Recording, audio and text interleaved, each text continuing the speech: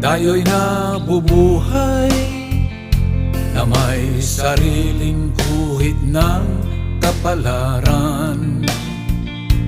Tayo'y dapat magpasalamat dahil tayo'y nilikha ng may kapal.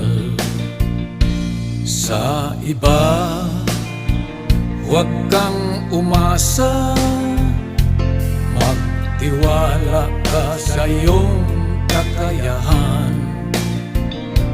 pagkat dapat mong matutunan ang